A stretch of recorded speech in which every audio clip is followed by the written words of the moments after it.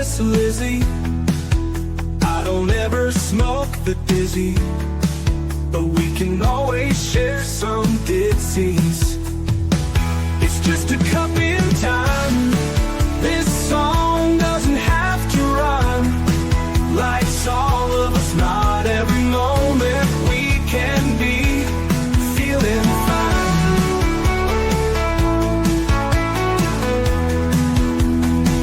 I wanna share a moment, just a second if you will, maybe even a cup of thrill. We could share this performance. It's tea time, come sit with me. Well, welcome guys, Miss Liz in the house. And this morning we had an early tea time coming in all the way from Malta. That's right. So we had an incredible morning with Christopher Manuel. This afternoon we have Sahara Rose in the house, and we're going to talk about the travel network. But before we get started, you guys know how Miss Liz rolls. Get over to all those platforms: Facebook, TikTok, Instagram, LinkedIn, Blue Sky, Lemonade, Clapper, all those good ones. And if I haven't mentioned them, Miss Liz is on all of those as well. Jump over to the podcast apps: Podbean, Listen Notes, iHeartRadio, Spotify, and the ones I haven't mentioned, Miss Liz is on those ones as well. Check that out. Give these tea times a like, follow, and subscribe. And they do make a difference for the guests and for people who resonate with the topics that are coming to the table. Also, jump over to babyboomers.org, because Miss Liz is partnered with babyboomers.org. And if you're looking to be on another podcast and Miss Liz is not the flavor for you, there is over 50 different podcasts over there, and you can reach out to those guys as well, and they will have you as a guest. So let's get started with disclaimer and then a beautiful intro, and then we're going to get Sahara in here and we're going to spill her tea. And her tea is travel more, embrace more, and always be kind. That is the tea we are serving in the house today. Disclaimer for Miss Liz's Tea Time live show. Miss Liz's Tea Time is a global platform dedicating to sharing real life stories, diverse perspectives, and meaningful conversations that inspire awareness, healing, and connection. I'm Miss Liz is going live using StreamYard. Before leaving a comment during the live broadcast, please grant StreamYard permission to display your name at StreamYard.com. Please be advised that all the content brought forward during any Tea Time show is presented in good faith. However, discussions may include opinions, beliefs, and perspectives that do not necessarily represent the view of Miss Liz or the Tea Time platform. Information shared by guests is based on their own experiences and is perceived to be accurate at the giving time of airing. All guests, viewers, and participants are responsible for using their own good judgment when considering any action or decision that may relate to these discussions. Some episodes may cover sensitive topics, including but not limited to trauma, abuse, grief, mental health, and other emotionally triggering subjects. Listeners' and viewers' discretion is strongly advised. Tea Time with Miss Liz is an open discussion forum designed to offer insight, inspire awareness, and create connection. It is not a substitute for professional, medical, legal, or therapeutical advice. If you require professional support, please seek assistance from qualified professionals or trusted resources in your area. If you have any questions regarding this disclaimer or the content of this discussion, you are welcome to contact me, aka Miss Liz, directly at my email at bookingmissliz@gmail.com or visit my link tree at Miss Liz's Tea Time. By choosing to participate in, comment on, or view these live shows, you acknowledge and accept this disclaimer. Your participation is entirely voluntary. I, Miss Liz, welcomes you to join the conversation with an open heart, and if at any time you feel this platform is not right for you, I respect your wishes and decision and welcome you back whenever you're ready. Tea Time with Miss Liz is serving truth and awareness one cup at a time. Well, welcome to Tea Time with Miss Liz, where conversations remind us that travel is not only about the places we visit. It is about the people we become, the cultures we experience, and the connections we create along the journey. Today's guest brings passion, purpose, and a fresh perspective on tourism, human connection, and building meaningful experiences around the world. Please join me in welcoming Sahara Rose De Vore, travel coach, consultant, speaker, and founder dedicated to help of people and businesses create intentional, meaningful, and human-centered travel experiences. Sahara goes far beyond vacations and destinations. She focuses on mindful travel, culture understanding, sustainable tourism, and helping people reconnect with themselves and others through authentic experiences. With a strong background in hospitality, wellness, and tourism strategy, Sahara advocates for travel that supports communities, mental well-being, inclusion, and deeper human connection rather than simply checking destinations off a list. Today's Tea Time will explore mindful and intentional travel, wellness and human connection, sustainable tourism and community impact, the emotional value of experience, and rediscovering ourselves through the journey. Sahara reminds us that sometimes the most important destination is not a place on a map. Sometimes it's a personal growth, perspective, and connection. So grab your cup and join us for a meaningful conversation filled with inspiration, awareness, and real life tea, truth, experience, and awareness. And let me get Sahara in here and let's spill some tea. Good afternoon, Sahara. Hi, Liz. Thank you so much for having me today. It is a pleasure to have you here. So, Sahara, tell us a little bit on who you were as a little girl and who you are now. Oh, geez. Who I was as a little girl. I was very outdoorsy. I'm gonna, I guess, describe myself as someone who it was a no-brainer that I became a traveler, but travel wasn't anything in my story when I was young. But I was always outdoors, always, playing and getting dirty. I was very creative. So I guess a lot of it has led to what I do today. But I've always been very artsy, drawing and painting a lot. I was always recognized even in kindergarten for my art. I was also very quiet. I'm very introverted, so I was always the quiet kid. I was always the kid in school that the teachers chose to watch the class as they went to the bathroom and or helped out in the classroom. So um, I am still the same person. I've just amplified everything. I've amplified my creativity. I've amplified my sense of outdoors and adventure. And I'm still a very introverted, quiet person, despite 350 plus media outlets and standing on stages around the world. But I was always a dreamer and I'm still a dreamer. I like that, a dreamer that travels. Sahara, did the book Eat, Pray, and Love, or is it Eat, Love, and Pray? Eat, Pray, Love. Yeah, was that an inspiration for you? It was not. I did read that book when I was in high school. No, it didn't. I also saw the movie. At that time when that book came out and I read it and I watched the movie, um, I still had the mentality that travel was unattainable for most people, that it's something that is a luxury, that something that most people can only do once a year. It's going to cost a lot of money. I had a lot of the same mindset around travel at that time, so I didn't see myself being able to do anything like that. But also because there's an age difference between when I first read that book or heard about it and the character, um, you know, it makes total sense now that I'm at this stage in my life, why someone would endure something like that and look for something where it's a whole new journey of reinvention and self-discovery. And that's exactly, what I realized through travel and what got me to where I am today. So, Sahara, what inspired your journey from college student to global travel entrepreneur? Yeah, so like I mentioned, I didn't grow up traveling. It wasn't something that our family talked about or did often. Our extent of traveling was to pack in the family van and to drive I'm from Wisconsin, that's where I live now, to drive from Wisconsin down to southern Texas and then over the border to Mexico. That's where my grandmother's family was from and they lived. So we would visit there. And the same thing for the French region of Canada. But I was so young at those times, I barely remember those trips.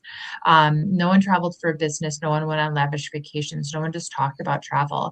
And it wasn't until my third year university. So I was never also someone who knew what I wanted to do as a career path. When I graduated high school and I went to college, I didn't know what I was going to study. I bounced around with majors. Luckily, in university, your first 2 years, you can do that.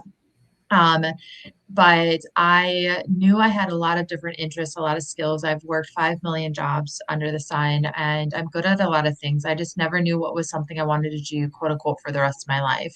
And so my third year of university, I was moving across country to change schools, to move closer to home again, and came across a hospitality and tourism management program. I was like, travel, that's cool, right? I was 19 at the time. Who doesn't like to travel? So I applied and I got in, and it was a 2 year program. So that's all I had left in school. And it was during that time that I was really inspired to maybe revisit this idea of backpacking, something I'd heard about when I was in high school. And there was foreign exchange students in my tourism courses, and they would talk about how it was so easy to travel to other countries when they're from Asia and Europe. And it's so hard for someone from the States to think like that because we're so vast of a country and so far away from other countries. Besides obviously Mexico and Canada. But I was like, okay, when I graduate, in a couple of years, I am going to figure out a way to go on this Western backpack trip that I've been wanting to go on. But at the same time, I sat there as a broke college student, and I was living in Chicago. It was pricey, not as pricey as now, but it was pricey at $1,000 a month rent, small studio. I was using coupons to buy groceries. I didn't know how I was going to be able to do this. Again, remember, I had the mindset that like travel was still something pretty unattainable and expensive. And I spent the next 2 years just hustling to make as much money as possible, worked every job I could while in school full time. And when I graduated, that was my decision to book a one-way ticket to Ireland and start that backpacking trip. So was that your first country you went to, was Ireland? For my backpacking journey. Yeah. So it was the first time I went anywhere solo, and it was the catalyst to my 10-year journey to 84 countries. Oh, do we have a glitch? There we go. There we go. We're back. So your first trip was to Ireland. I seen that you traveled to 84 countries, solo travel to heal your mind and soul. Could you explain to us and the listeners, out of those 84 countries, what one was the deepest one for you? Yeah, I mean, that's a hard question because everywhere is so different and everything brought something different to me. I mean, there's so many, as I kind of scan all the memories in my mind right now, like there's so many things that were so impactful. But one of them that really stands out to me a lot, first I would say it's the Ireland trip because it was a catalyst to something that changed the trajectory of my life. I started the business that I have now and became the person that I am, and went through, traveled continuously after that. And it was scary. It was really hard. I had cried many times. What am I doing? Should I just go home? How am I going to be able to do this? And so that trip itself kind of gave me a boost of confidence that I was capable, and also opened my eyes to just how incredible traveling was and what it was doing for me. But I also spent quite some time in the Philippines after a super typhoon went through years ago, and I was backpacking Southeast Asia for the first time. I went to Japan, Taiwan, and then I had a ticket booked for the Philippines. I had a lot of Filipino friends in Chicago. I'd heard a lot about the Philippines. So I was like, sure, I'll go there. It sounds cool. And when I was in Taiwan, a super typhoon went through Cebu, the part of the country that I was going to go to, and wiped out a lot. So my flights were canceled. The storm was still pretty bad. At the time, I actually got injured physically, so I had to come back home anyways. So I came home, and during that time I was researching, once it clears up a bit, how can I go and help in any way? Because I didn't have any agenda when I travel. I really just traveled anywhere and walked around town every day. And I came across a small group of people who I said, I don't need you to give me anything, pay for anything, like to tell me how to get. Can I come and help you guys? And they did, and I made my way eventually all the way there. It was quite the journey to get to this island off the coast, and that was completely destroyed by, it looked like a tornado hit it, and wiped everything out. And I lived there for a month and helped with debris clearing and playing with the kids and setting up temporary classrooms, which then got blown over by the wind again. Just anything we can do to help. And the people were so welcoming and thankful and kind and generous. They had nothing to begin with. Then everything was taken away, and they were still so giving. They wanted to feed us and welcome us into their homes, give us shelter, and I ended up going back 2 years later to the same exact island and saw the same exact people, and saw the reconstruction and how things were even better. And now they had tourism, and now, everything was flourishing. So that was really transformative experience for myself. Just it taught me a lot about humanity and people, and also just the value of, what matters in life and what doesn't. Well, and they lost everything, and they're still giving, right? It shows you that the little things in life matter the most, right? You can lose all of the material stuff, but you still have the heart to give. Yeah, it was the first day that I arrived. It was a long journey, and there was only the only restaurant that was open was like literally think of a restaurant that was hit by a storm, dangling lights and water on the floor. And they somehow it was one of the someone's birthday, one of the Filipinos' birthday, and so the volunteers paid the restaurant to make anything they could, and it was an outdoors restaurant. It wasn't, don't think like closed door restaurant. And anyways, people were sitting at this long table, and I arrive, and there's some volunteers, and there's locals. I don't know anyone. I just sat down on a chair next to these two younger kids, and they order a cheeseburger. A cheeseburger comes and gets put in front of both of them to share it. And I don't speak Filipino. I don't think they spoke much English. And I instinctively, I always took care of kids. So instinctively, I took their burger to cut it in half to help them split the burger. And I gave it back to them, and then she pushes it back over to me, and she said, "You didn't want our burger?" And I said, "No, I don't want your burger. I want you to have, trying to make it easy for you to eat the burger." But it just showed me in that moment when I arrived that like these two kids who lost everything and went through something so traumatic, and they don't often get cheeseburgers, was still willing to give this stranger their food. Wow. So, Sahara, how did your solo travel shape your understanding of yourself and the world? Yeah, I mean, travel itself does such wonders for us as human beings. Not only is there just decades worth of research out there that talk about the mental, emotional, physical, social, overall wellness benefits of travel, but there's a reason why people get quote unquote addicted to travel or catch the travel bug, right? It does something for us. Travel, when we're all these different aspects of travel, when we're out of our comfort zones, we're in new environments, we're out of our usual routines, we are strangers in a new place. We're the foreigners that don't speak a language. We're challenged, we're scared, we're dirty, hungry, we need help with things. All of this, we face many problems traveling that we have to figure out and solve. All of these things teach us something. It shows us our weaknesses. It shows us strengths. It teaches us where our values lie. We're open to see other lifestyles and belief systems, and we're able to kind of cherry pick all these different things we experience and see and learn and go through, and help shape who we are, because that's all we have in our life is to control who we are, how we are in our society, how we show up in this world, right? What matters to us and whatnot. And travel allows us to do that. That's up to us to be intentional with that and take into action. Um, but travel is a really incredible tool for self-discovery and figuring out, reconnecting to really your truest self. Who are you at your core, despite all the noise, all the pressures from society or work or the title that you think you should have or the hats you wear in the household? Like, who are you and what do you really want out of life? So oftentimes, especially the women travel industry, especially women 50 plus travel, is on the rise. That industry has been booming tremendously, especially the solo female travel. There's something that travel does for us as women, no matter what age, no matter what phase in our life we're at, that it really helps us in such different, unique ways. And travel is just a testament to that. And that's unique for everyone's story. And why do you believe travel can be a powerful healing tool, Sahara?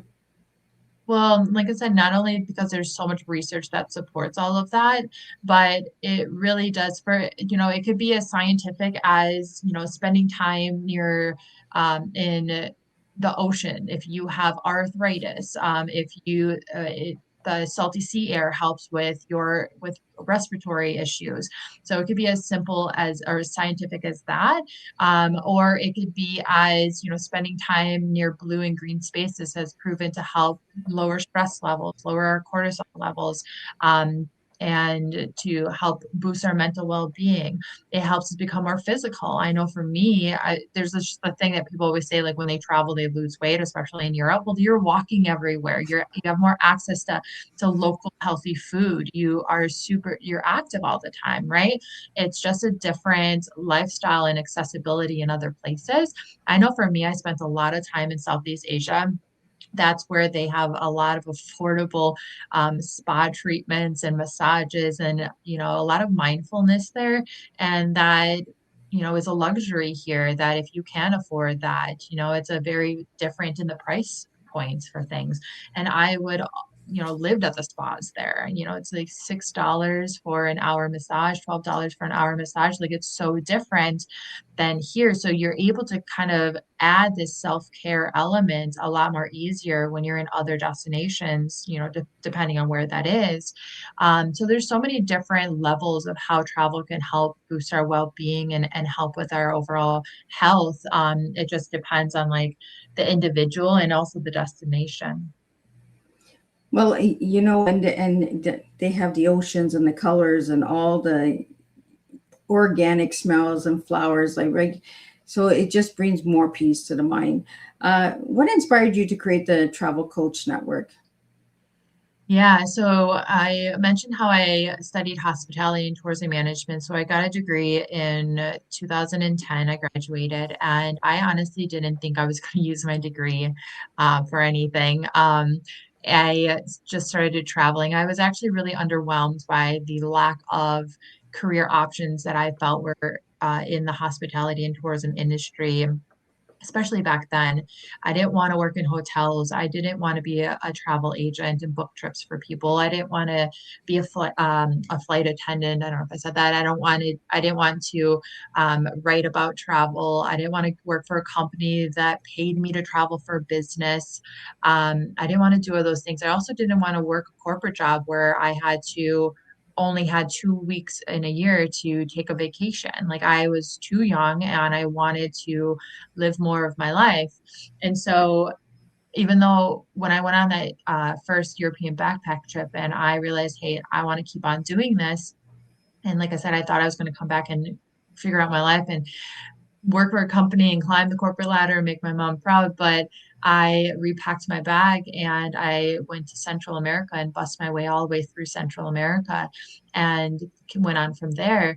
And but still, for almost 10 years, I struggled to figure out what my career path was. I didn't want to do any of the things I'd learned about. And I traveled during a really interesting time in the industry, too. There was a rise of technology and social media and the influence that had on travel. There was new platforms, new companies, new brands, new opportunities. But I said, there's still a void that exists between. I believed in so deeply about travel that travel could help us in our own personal ways because I had hundreds of thousands of conversations for those 10 years with other travelers and why they traveled and what travel did for them, what travel meant to them, why they kept on traveling or why they were envious of others who kept on traveling. And then there became the trend of quitting the 9 to 5 to travel the world, right? The digital nomad, where everyone thought it was this reckless, careless millennial who didn't want to work and was lazy and just was a free spirit, right? But it became a thing, remote work. And I said, well, there's such a disconnect. Why don't companies value travel in the corporate space, but also why in the travel industry isn't this emotional appeal to travel present when it comes to travel marketing, planning, booking, or anything. And so I struggled. I didn't find anything that aligned with my values. And so I said, when I'm 30, I'll figure out my life. I'll put pressure on myself when I'm 30. So I kept on traveling. And so 30 was coming about. I bought a little tiny notepad laptop thing for the first time and traveled with that. And I was backpacking northern Spain. I was in Bilbao, Spain, in the hostel room, opened it up my computer and started Googling how to start an online business. What are people doing online? What are they doing in travel? How to start out, like what's happening? Where do I even begin? And I came across the coaching world. I saw a lot of business coaches, health, life, wellness coaches. Something clicked and I said, I want to be a wellness travel coach. That's what I want to do because I believed in the wellness power of travel. So I spent 2 years studying the wellness benefits of travel. And then I was first going to focus in corporate travel, but learned about the burnout epidemic amongst business travelers. So I focused in that. So in 2018, I started traveling and speaking on stages for big companies and conferences for the various wellness benefits of travel for their business travelers. and beyond spas, gyms, yoga retreats, and wellness centers. And soon after, I had a lot of people ask me, what's a travel coach? Where'd you learn about that? Maybe I want to do it. Maybe I've been doing it. And again, I had a gut instinct. I remember I was on a train going to Chicago for a big conference for business travel. And I was like, I will create the platform for that. So I founded the Travel Coach Network in early 2019. So as I was building my wellness travel coaching business, I was figuring out what the Travel Coach Network looked like. What could this platform look like? How do we define travel coaching for everyone? And then my course eventually then evolved. So now we evolved into a global community of over 800 travel coaches from over 41 different countries who get certified through our ICF-accredited programs. Wow. So what can we find on the Travel Coach Network that we won't find elsewhere? Yeah, so travel coaching itself, it's still a newer concept despite how much attention that we've had. It's still a newer concept because in the travel industry, the travel advisor has been part of the world industry has been like the dominated travel business, right? If anyone says I have a travel business, you think they plan and book trips for people. And it's just been the role that people go to when they want to travel. But in the world of travel coaching, think more life coaching plus travel. It's really about helping people better understand their why for travel, their motivations, setting intentions for their trip, and so that they know how to spend their time and what to do in order to hopefully have the outcomes, the emotional outcomes, the feelings, the changes that they're seeking in the first place. We all have underlying motivation for why we travel. We're all looking for something, whether it's to feel better, have a sense of happiness, feel excited about life, figure out our purpose, get clear on something, spend time with our loved ones and build that relationship deeper, whatever it might be. So travel is a really powerful platform to be able to achieve those changes in feelings and outcomes in life, but it takes intention. And travel coaching helps guide people through the fundamentals of coaching and through our program of how do you become that guide to help people go from just booking vacations to actually helping them integrate aspects of travel in their life so that they can live the life that they want and feel how they want to feel. When we go to a travel agent, it's usually this is how much it costs, this is how many days it's going to be. When we reach out to you, Sarah, are we getting like a coach that aligns like the whole trip, like plans like the little tourism things and events in that community and stuff as well, or? Well, it depends. So our travel coaches, they vary tremendously on niches. So who their clients are varies. So that would really depend on what you're looking for. If you're looking for someone who is a traditional travel agent who can just plan and book a trip for you, know where you want to go, what you want, you just don't want to do the busy work, there's a role for that as a travel agent. A travel coach is going to be someone who if you actually have some sort of intention for why you're going, so for example, we have many niches, but some popular ones are like women in life transitions. So women who are using travel as an avenue for reinvention after divorce or after becoming an empty nester. What do you do with your time now? What does this new chapter of your life look like?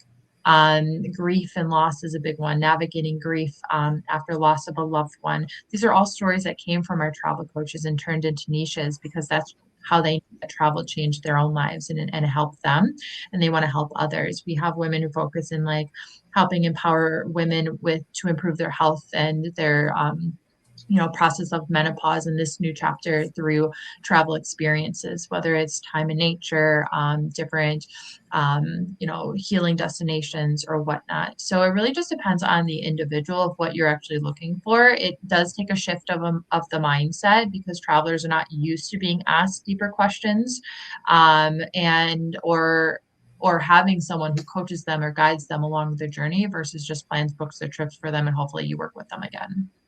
So how does the transformational travel differ from the traditional tourism? Yeah, so transformational travel itself is a lot deeper. That takes like true education and guidance.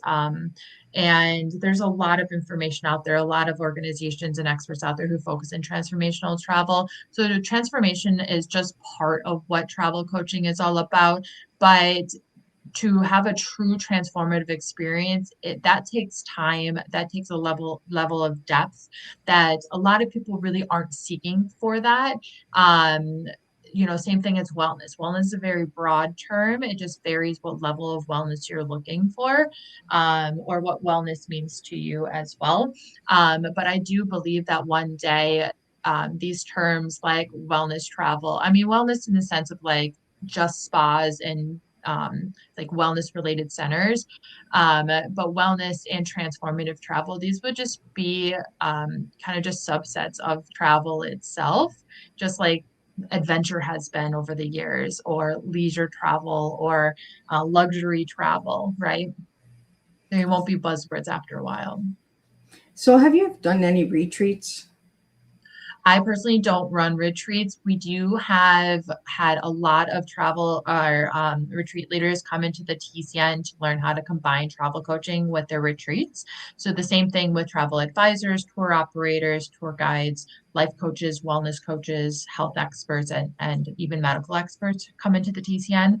But some of our travel coaches also then want to also run retreats. So we partner with different retreat companies to help them understand how to do that, because that's a whole different world and monster. That is not my expertise. But it is very popular and can be very beneficial and could be lucrative too as a business. Well, retreats, you have to do a deep research, right? When you're referring all those retreats to individuals. Oh, there's so much that goes into the retreats. Yeah, I was actually just on a call today with someone who runs a really big retreat company that helps and courses that helps retreat leaders. She's been doing it for years. And yeah, that is their world. But there's so much to think about. So what challenges did you face building a completely new category within the travel industry? Yeah, this is one of my favorite questions, because a lot of challenges. I mean, most industries are very stubborn industries, but the travel and hospitality industry is a very stubborn industry. It's been done a certain way for so long and run by a certain type demographic of CEOs in the world of travel, that if they have the mentality, if it's not broke, don't fix it. But thankfully, times are changing. The pandemic really did wonders for the travel industry post-pandemic. A lot of wellness and self-care and intention and meaning and purpose have gone into the industry, and traveler behavior has been shifting. And so it's been really challenging over the years creating a new category in the travel space and defining what that is against big monsters like the travel agent world, which have massive consortia, and there's hundreds of thousands of agents around the world. And to be able to find, this new category and what sets us apart, and that has been challenging over the years, but it's becoming less challenging because times are changing and people get it. Just like life coaching was once, people once said, like, why would I hire someone to help me live my life and figure out my life? Or why would I help as leadership? That's almost every Fortune 500 company now requires leadership coaching for their leaders. Those were all health and fitness. Why would I have someone help me figure out how to get my body in shape when I can just go to the gym myself? Those are all multi-billion-dollar industries. Now, I was just researching all of them, and I think travel coaching will be the next one. One day, people will know exactly why they need a travel coach and how to find one. So I seen that you were the most influential woman in 2023 in travel by Travel Pulse. Tell us how you got an award for that. I didn't know I was going to get an award for that. It just landed in my inbox that I was on the list. Now I know who the editor is and who chooses the people every year. But yeah, that was in 2023. I show up a lot on LinkedIn. I think it's really important for people to be present on LinkedIn. It is a really great social network platform, and if you can position yourself as a thought leader. So the editor, I don't know, found my stuff, saw what I was talking about. I didn't talk to her before or anything, so that was a really nice surprise.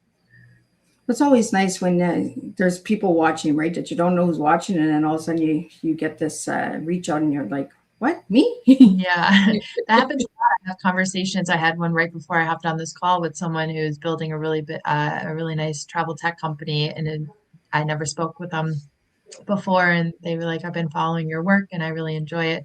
I really align with it. So that's always really, really reassuring. And how can stepping out of your comfort zone transform our mindsets? Well, it takes us out of our usual environment and bubble, right? Like, our environment is everything. Who, what's around us, the beliefs that are shared among us. So when we're able to get out of our comfort zone, we're also challenged. We now know what it feels like to be a foreigner in someone else's world. We now know what it feels like to need help. We now know, what it means to like we witness more empathy, or we build more empathy and compassion for others. And so there's so many different ways that getting out of our comfort zone can help with our mental well-being, and it really puts things in perspective for us because we realize like who we are and what we're really capable of. And that's really important, especially as for women. It's like a saying that travel can helps boost our confidence as women, and it really is true because it really, you're faced with all of these factors and decisions and situations that you got to figure out. And yeah, you just learn a lot about yourself, and you learn a lot about this world. Sahara, have you noticed an increase of solo female travelers since COVID? Oh yeah, I mean, there's tons of studies and articles that have been out talking about the rise of solo female travelers, but I think it's been something that has been around for quite some time. It just really wasn't recognized a lot, and that's just been an issue in the travel industry that women themselves haven't been really present in the marketing. Like travel hasn't been really marketed to them, but there are studies that show that women make like 60% of the travel decisions, and have for years. But I see that solo travel is only going to get even more popular, for women, especially as we talk about more people share their stories. A lot of influencers, a lot of bloggers, a lot of entrepreneurs too, who talk about the benefits of solo travel. And once people, and working with people like travel coaches who are able to help you guide through those journeys and overcome a lot of those limiting beliefs, because that's one of the things that I heard a lot when I was backpacking is like, aren't you scared? I could never, to all of those things. And I hear that from other solo travelers. They get the same kind of feedback. But all we want to do is shake people and say, just, we wish that you would just not think that way, because travel could be so great for your life. And so we'll start seeing that as more people start working with travel coaches to help through that confidence and break through those limiting beliefs. So, Sarah, is there numbers that we would be surprised to hear today about traveling? Referring to what? Just overall numbers, because like you said, 60% are the women that make the travel decisions, right? So what numbers would surprise my listeners today? Yeah, I don't really know too many other like numbers per se, because it really varies on like the outlet that you get it from. What I find that is surprising these days, especially starting at the end of last year, we're seeing more articles from publications and companies like Hilton Hotels with partner with Globe Trender, and they talked about in an article the rise of the whycation. So why you travel, they call it a whycation. So coming to understand why you want to travel in order to make better decisions, which thank you is what we've been doing in travel coaching over all these times. But then Forbes came out with one at I think the beginning of this year, end of last year, talking about how more travelers are looking for emotion-based outcomes when it comes to their travel decisions. So we're seeing a lot of different publicbooking.com came out with something, and I just read another one where it talked about even the luxury travelers, which that industry has always kind of been stuck in its ways, right? Like we know what luxury is, we know the 5 stars, we know the status, we know the people who need the income level for the type of luxury. But there was an article, I don't remember what it's from, that came out that said that even luxury, there was like 60% or 65% of luxury travelers were also choosing emotion-based outcome experiences while choosing their like what to do when they travel. So I thought that was pretty shocking too, because it's even leaking into there. Wow. And this is one topic I haven't had on Teatime is travel. I've traveled 80 countries in my chair, but I haven't traveled that much outside of the chair, right? So Oh, It's okay. what It's still being able to, it's all about people and connection, and you can do that virtually. You don't always have to get on a plane and go abroad. There's different ways to kind of travel through others, journeys and stories and stuff too. do you prefer traveling through plane, trains, or buses, walking? Which one brings the most joy to you? Well, I enjoy walking most because I can see a lot of hidden gems around town. I Fun fact is actually I have a really bad fear of flying that developed a little bit later in my years. So I don't enjoy flying, but I do it still. I'm flying to Toronto next week. But I spent a lot of time on buses. A lot. I bussed my way through a lot of continents, Central America, South America, Southeast Asia, all over the place, all over Europe. I also bussed a lot too because I found buses a little bit cheaper too. So I did like them, except for when we go up in the windy mountains. That's always a bit odd. Have you ever done a cruise? Yes, I've taken my mom and her friends on a couple cruises, but I did a solo cruise on my own as well. I did that in Scandinavia.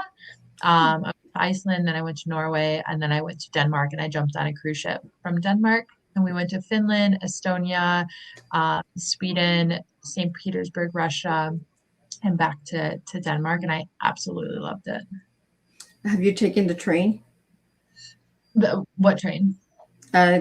There's train tours that go through like I think it's Switzerland and that as well. Oh, no, but I'm sure those are beautiful. I do take I travel on the Amtrak here domestically, especially down to Chicago often. But train travel is not my preference. Well, let's get into your tea, because your tea you gave me was travel more, embrace more, and always be kind. Tell me a little bit more about your tea.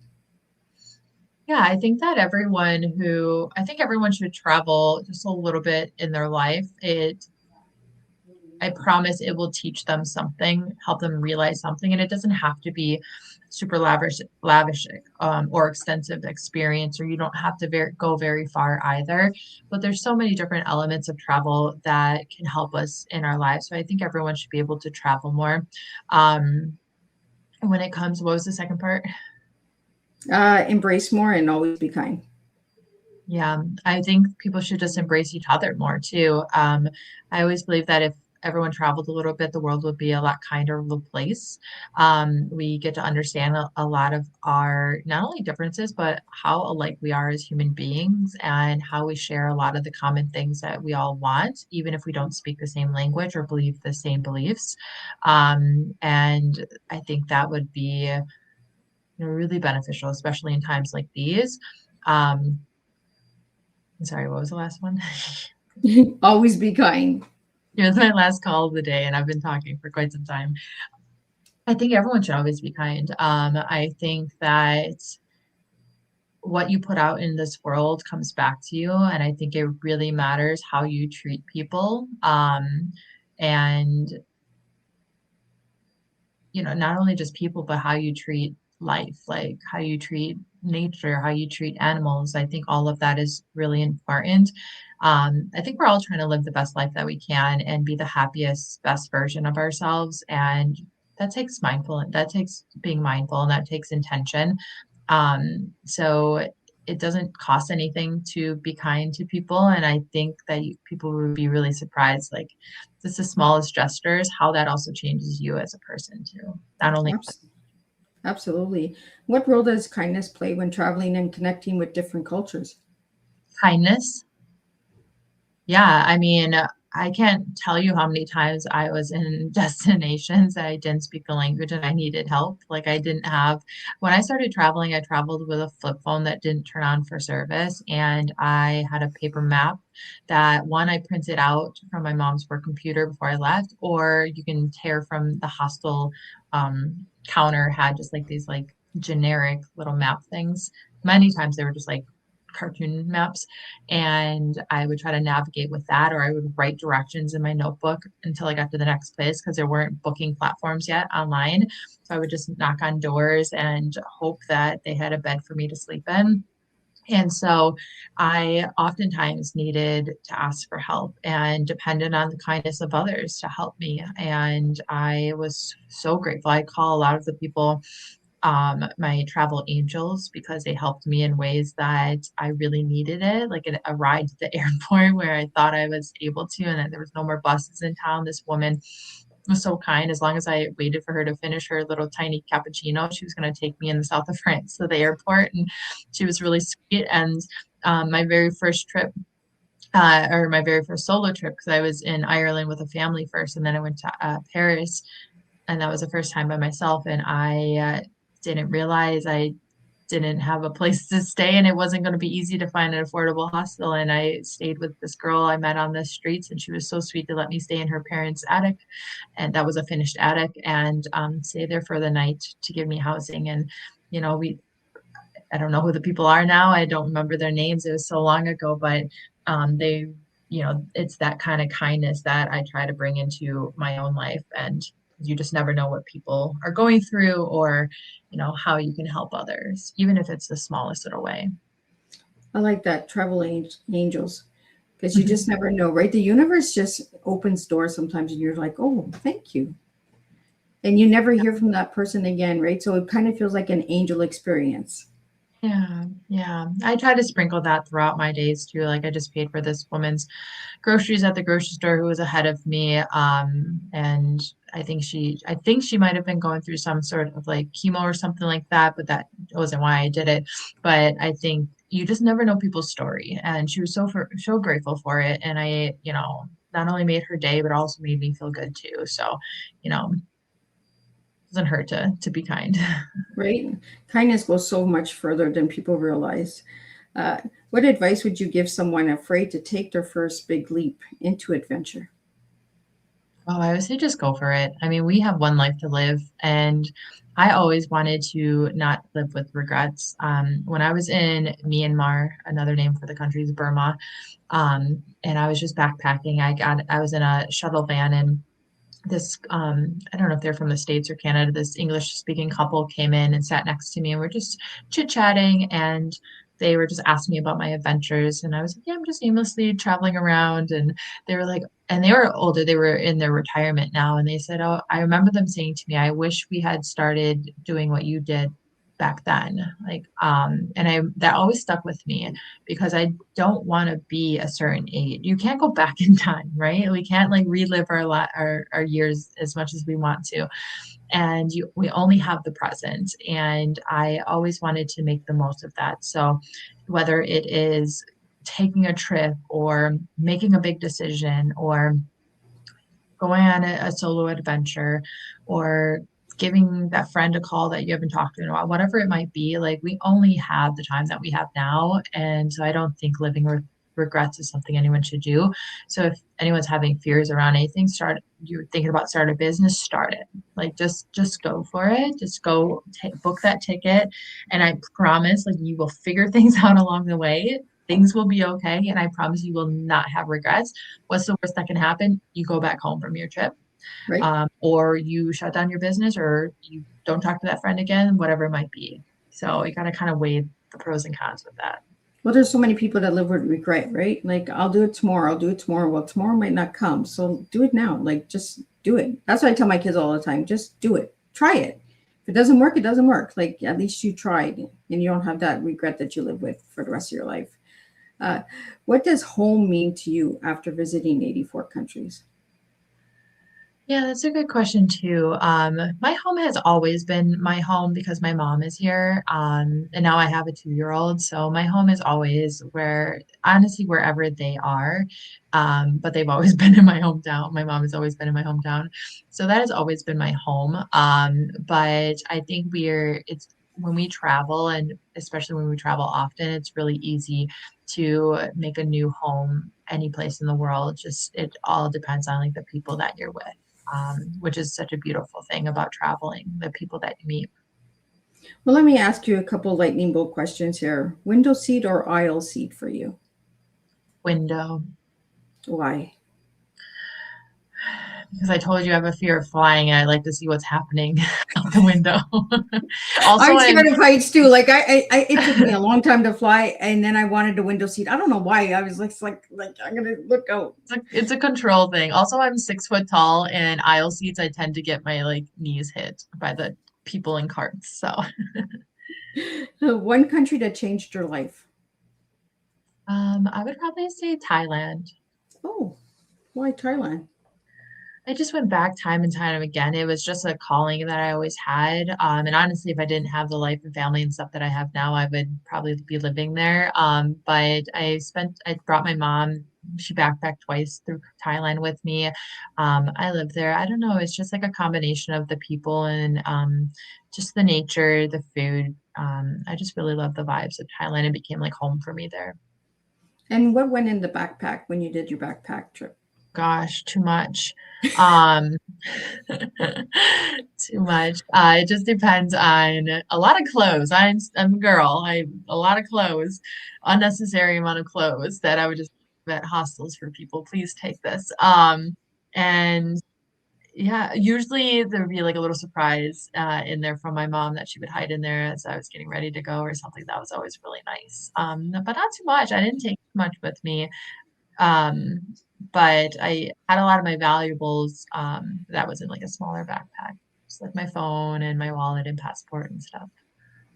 So, hostels or hotels? What do you prefer? Now hotels, back then hostels. Yeah, I can't now. I have too much happening and going on, and I need my space and cleanliness and stuff. But I absolutely love staying in hostels when I was backpacking in my 20s and early 30s because you just never know who you're gonna meet. And also a lot of the places are so cool. Like they're so cool of like structures and buildings. Like I stayed in a little castle like hostel in Montenegro in Kotor. And it was so cute and quaint and you just never know. And what inspires adventure now with a 2-year-old?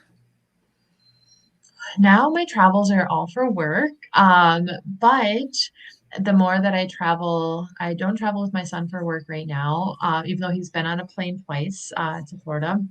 But um, I do have the thought of being able to travel for work with him to have him experience some of the places I go to. Because a lot of the places I stay at have like water parks and just like small things. Start realizing like there's so much more to like enjoy than being home. But of course, I would need support as I to do that because I'm usually traveling for conferences or speaking or something. And Sarah, what's your favorite way of recharging while traveling? Sitting in the sun.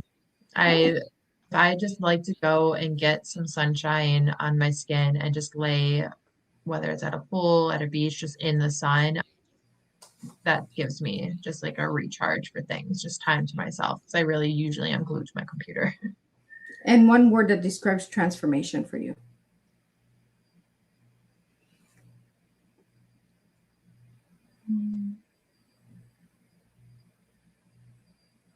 Toss in between the words of like truth and purpose, just because it really gives, I guess what I'm trying to say is it really brings you back to who you really are and who you're meant to be in this life. So whatever you're meant to transform into was destined for you. So I guess destiny. And do you have anything that we should know about, any events or anything that they should check out on the website? Yeah, just if anyone's interested in becoming a certified travel coach or joining our free community, you can find that on our website. That's our main things. We have a lot of free resources to kind of test out to learn what travel coaching is more about. And yeah, we do have a free upcoming Travel Coaching 101 webinar coming up soon in August. So you can find all of that on our social channels at the Travel Coach Network. And what's this about the ambassadors? Our ambassador program. Yeah, so we do have ambassadors around the world. Like I said, we have members in over 41 different countries. And when I travel, I will hold meetups for any of our members and coaches who are in the area, like I'm doing in Toronto next week. But people from all around the world wanted that, and I can't be everywhere at once and travel that often. And so we launched an ambassador program to help spark others to also the healing, transformative, and deeper meaningful purpose travel to connect with each other. And whether that's virtually, whether that's in person, it's just that we share a common belief with each other that travel's more than just a vacation. It can really be a powerful tool for us. And do you want to share a little bit about the podcast? Yeah, we do have the Travel Coach Network podcast. It's a great resource to learn more about travel coaching, hear about their travel coaches, different niches that they have. We have different experts talking about shifts that are happening in the industry that are aligned with what we do in the Travel Coach Network. And I give a lot of educational stuff on there too. And you have humanizing the travel experience. What does that mean? Yeah, I think it's really important, especially in a world where in the travel world, it's very tech and AI driven, especially moving forward. And I just did a speaking on this at the American Society of Travel Advisors conference at San Diego 2 weeks ago. It's really important that human side to travel, the human approach to travel in the forefront, because travel is emotional and travel is personal. And so being able to keep the emotions for why we travel and help guide people through travel experiences. Those who are able to do that are going to be the ones who are most successful in the future. And those are ones who the travelers are going to have the most meaningful experiences. And when looking for a travel coach, what should people look for? Well, we do have the hiretravelcoach.com. You can easily search in that database. But it really just starts with you figuring out like what do you want out of that experience? Do you know what kind of travel coach to coach you? We have travel coaches to help with people relocate and move abroad, which is a big topic. But starting with figuring out like what's hopefully your end goal, or starting with your why will help you narrow down what type of coach to work with. And Sahara, what final message would you have for anybody out there today in the travel world? Evolve. Times are changing. You have to evolve. You can no longer go do things how they have been done in the past, and the cookie cutter mentality that has always been taught that these are the only options that you can do, or the only categories and niches to be in, or the way to do things. Like you have to be able to step out of that and evolve, because when tech and AI are doing a lot of roles and tasks that people have been doing for so long, you need to add that emotional and human approach to your travel business and really connect with people on a deeper level. And what changes do you want to see in the travel world? I want everyone to become a certified travel coach. I would really like to see that travel isn't just seen as this transaction and something that is just this quick fix, or something that should be fast and seamless, and instead be seen as a really important tool in our lives for whatever it is that we all need. So when we come from that approach first, it adds so much more depth and purpose to everything else. The right hotels and what hotels offer, and destinations and how they market themselves, and sales teams and how they sell their cruises. Like it really will have a trickle effect, but we have to shift that mentality first. And what final message would you have for all the listeners today? And if you could just spell out your website for all the audio listeners. Yeah, I just hope that everyone kind of reassesses or assess with yourself. Like, are you living the best life that you can and being the best that you can and going for your goals? Whether that's traveling, starting a business, helping others, whatever it might be. Again, we only have one life to live, so it's really important to make the most of that. And then our website, thetravelcoachnetwork.com. So the travelcoachnetwork.com. And if anybody would like to reach out to you, Sahara, could you just spell out your website? Yeah. Well, you can just reach out and find us at the Travel Coach Network across all of our social channels. Okay, thank you so much. And I really want to just thank everybody for tuning in and joining and sending your questions in so that I can get out to Sahara today. And I'm just going to do a quick wrap up of what today's tea time was. And then I will be back tomorrow for a surprise tea time. What a beautiful and perspective shifting conversation today. Sahara, thank you for bringing your warmth, wisdom, and intentional approach to the tea time table. Your message reminds us that travel is not only about movement across the world, it is about transformation within ourselves. Today's conversation explored mindful travel, wellness, and culture awareness, sustainability, and the importance of creating meaningful experiences that connect people rather than separate them. One of the strongest takeaways from today is this: experiences often leave deeper footprints on our hearts than possessions ever could. You reminded listeners that slowing down, remaining curious, respecting communities, and traveling with intentions can create deeper understanding not only of the world but of ourselves. In a world constantly rushing towards the next thing, your work encourages people to become present enough to truly experience the moment they are living in. Here's some food for thought to leave with everyone today. What if the journey you need most right now is not about escaping your life, but about reconnecting with yourself in a deeper and more meaningful way? Because sometimes growth begins the moment we step outside what feels familiar. Thank you, Sahara, for reminding us that meaningful travel is ultimately about humanity, connection, and learning how to move through the world with awareness and compassion. Until next time, keep exploring with purpose, keep building human connection, and keep serving real life tea one conversation at a time. And I'll see everybody tomorrow, and we'll do this all over again.